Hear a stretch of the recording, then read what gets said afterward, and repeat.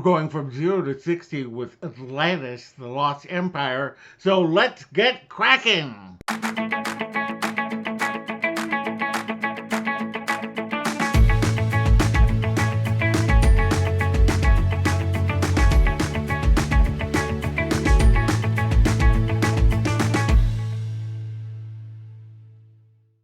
Hello, all my explorers, and welcome back to Loren's Adventures Out There. And if you are new, thank you so much for joining us.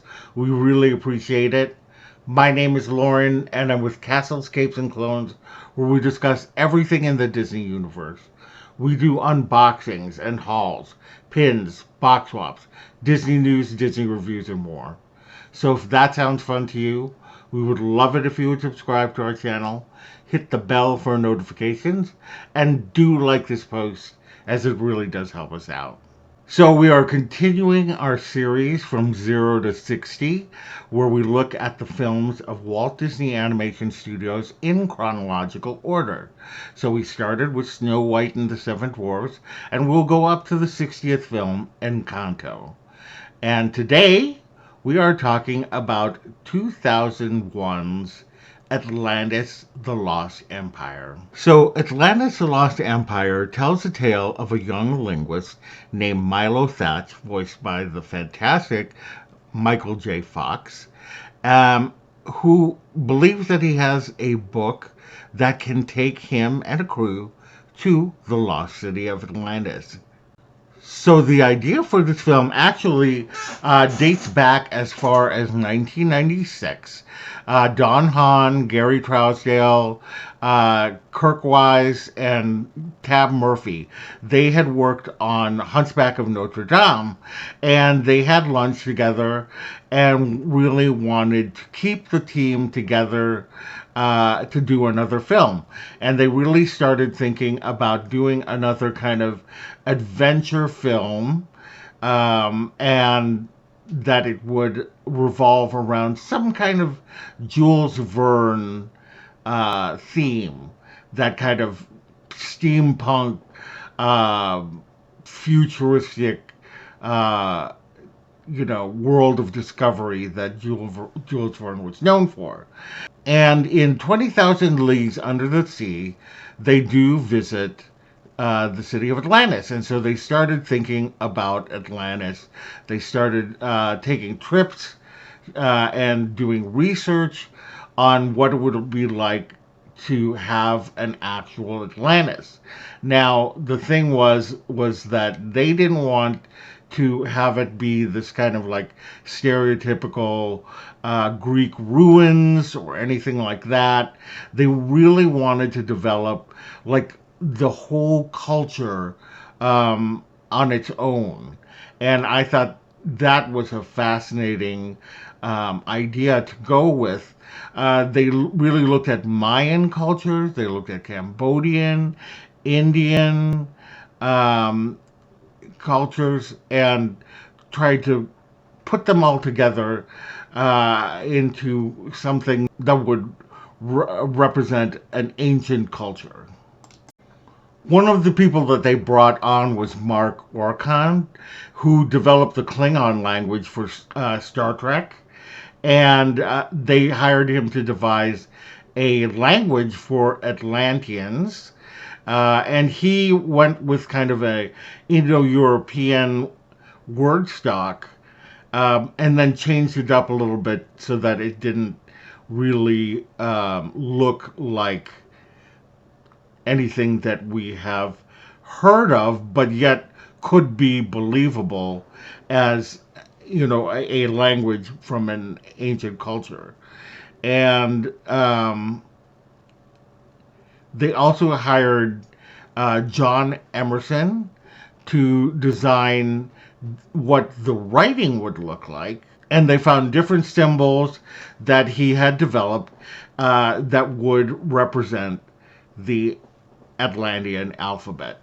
They really did put in their research into this, and I think it showed.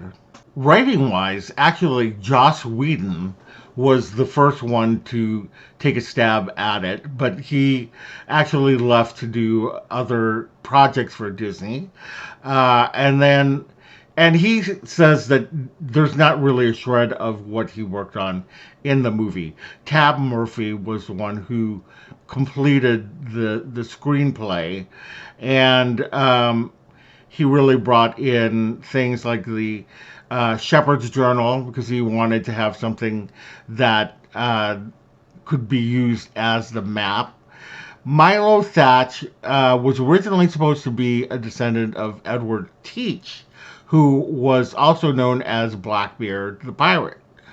And they wanted him actually to be related more with an explorer that Milo could look up to and want to live up to. And so they went with that, which I think makes a lot more sense. They had also originally had, for the beginning, a Viking war party using the Shepherd's Journal to find Atlantis as well. And then they get defeated by the Leviathan.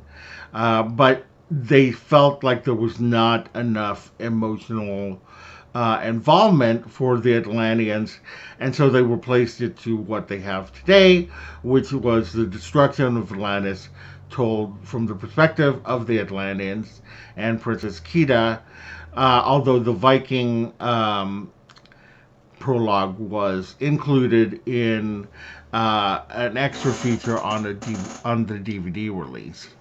By the time they got to Atlantis, the Lost Empire, they were at the peak of their production. There were 350 animators working on it from all of the different divisions of Walt Disney Animation in Burbank, in Florida, in Paris. And they also shot in 35 millimeter anamorphic format.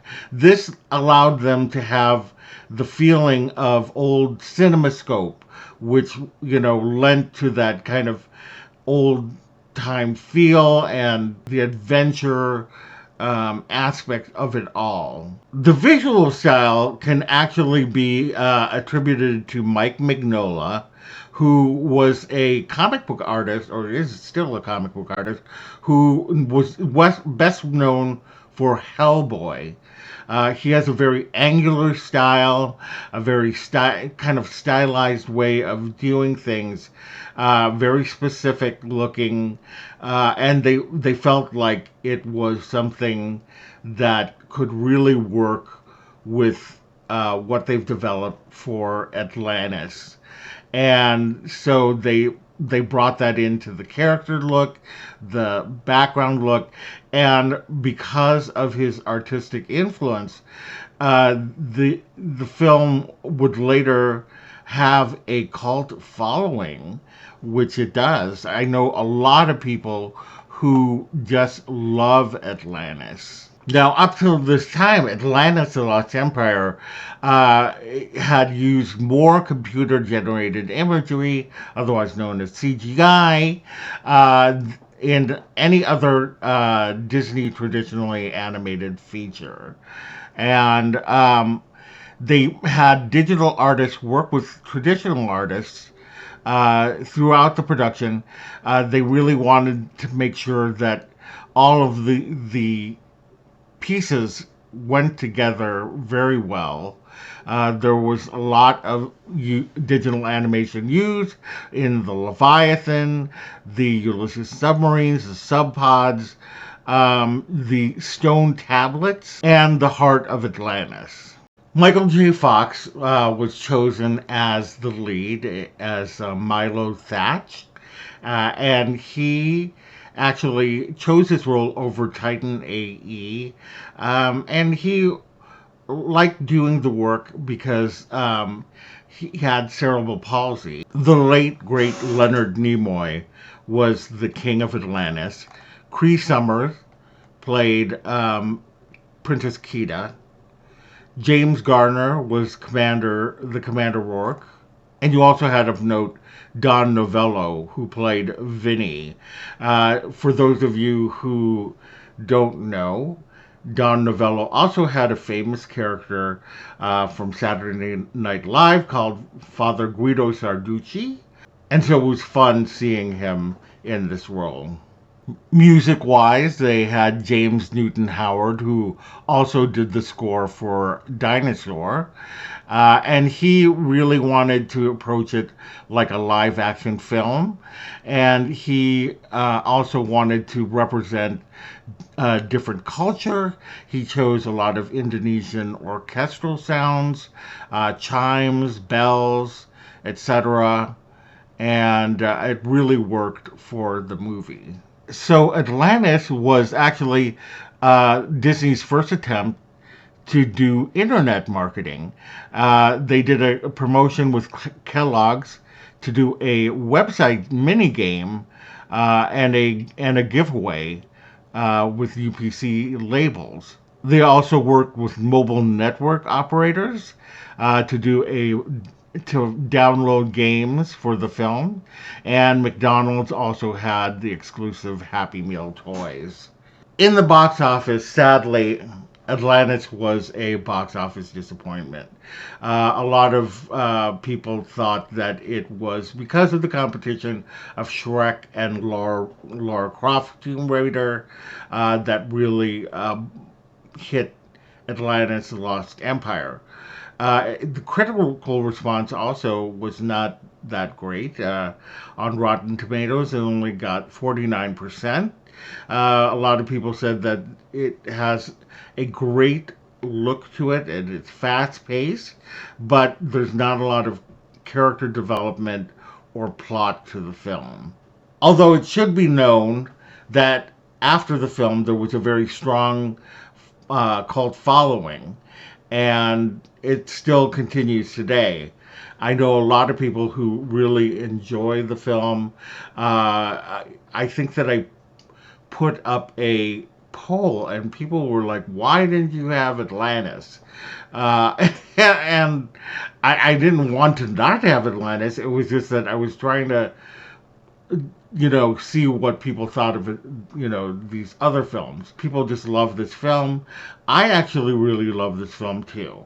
Now, I do agree the plot is just kind of but the look of the film is amazing. I love the culture that they develop, and I just think it's a very interesting film to watch. You know, it just comes in at a time where I think it was ahead of its time, honestly. I think that if they worked on this film today, it would have been much different. Also, it would look different because they would probably gone with a totally CGI look. And I love Mike Mignola's work on this film, the look of it. And so I don't know. I mean, it's ahead of its time, but at the same time, like, it looks perfect for what it is. What did you think of Atlantis? Let me know in the comments below. Did you love it? Did you hate it? I'd really love to know. Also, if you had fun today, we would love it if you would subscribe to our channel if you aren't already. It would really help us out. And 64% of you are not subscribed to our channel. It's very easy. It's quick. All you do is you hit the red button, you hit the bell for notifications, and do like this post. Visit us on all of our socials down below. Visit our website at www.castlescapesandclones.com. Thank you so much again, and we will see you later. Bye!